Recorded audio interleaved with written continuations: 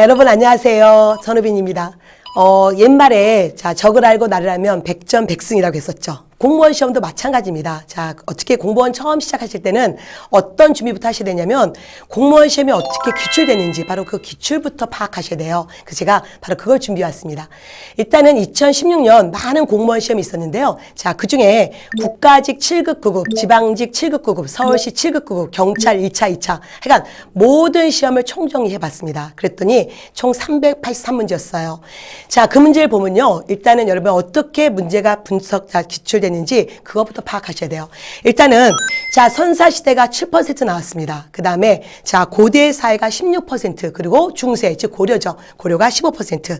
조선전기가 13% 그리고 근대사의 태동기가 13%. 여기가 바로 전근대사였어요. 전근대사가 64%가 나왔습니다. 그 다음에 근현대사 파트 바로 근대사의 전개 즉 개화기죠. 12% 그리고 민족 독립운동이 11% 그리고 현대사 10% 나왔어요.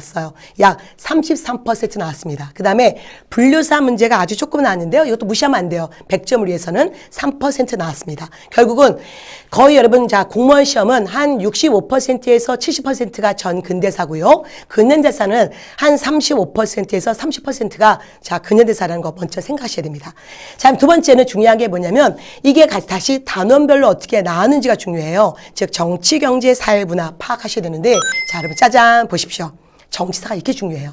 정치사가 61%나 나왔습니다. 그 다음에 경제사가 11% 나왔고요. 그 다음에 사회 파트 조금 나왔죠. 6%. 그리고 문화사가 22%였어요.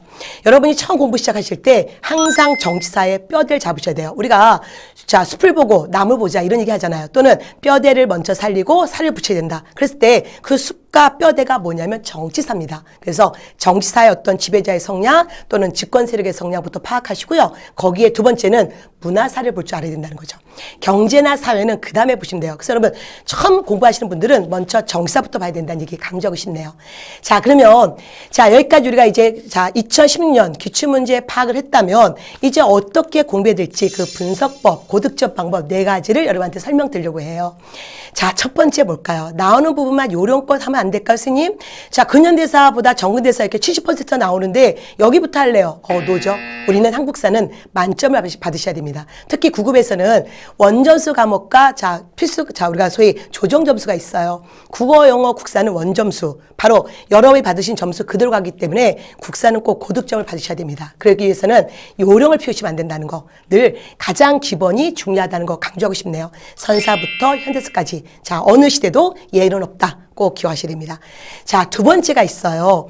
많은 분들이 이론을 공부하세요. 그리고 이제 그 다음에 이 정도면 이제 되지 않을까 하고 시험장에 가시는데 문제는 문제 푸는 요령을 모른다는 거예요. 그래서 여러분이 제일 먼저 이론을 공부하시면서 한국사는 어떻게 기출되는지 그 기출 파악이 굉장히 중요합니다. 그 예를 갖고 왔었죠.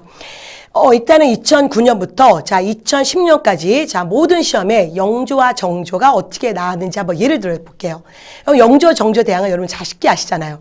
근데 이렇게 공무원 시험에 많이 나왔습니다. 그러면 여러분이 어떻게 공부해야 되냐면 영조, 정조 문제 어떤 시험 맞고 또 어떤 시험 틀려요. 이렇게 여러분 들쑥날쑥으로 공부하시면 안 된다는 거죠. 그래서 이렇게 기출이 됐구나 그랬을 때는 이론을 다시 정확하게 파악할 줄 알아야 됩니다.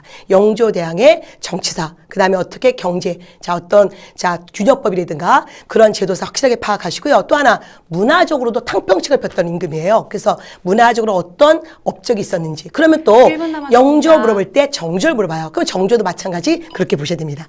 그럼 이제 세 번째입니다, 여러분. 세 번째. 뭘까요?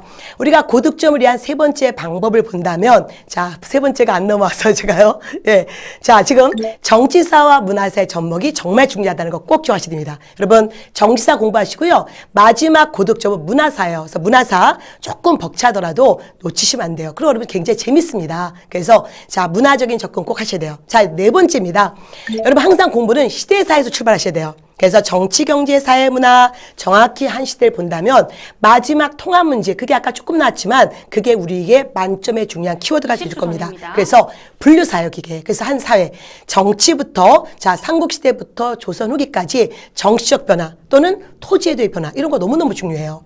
그래서 토지제도 특히 여러분 예를 들어서 삼국시대 토지제도, 고려 토지제도 그리고 조선 토지제도의 변화를 보시면서 이게 현대사에 어떻게 우리하고 접목되는지 바로 오늘날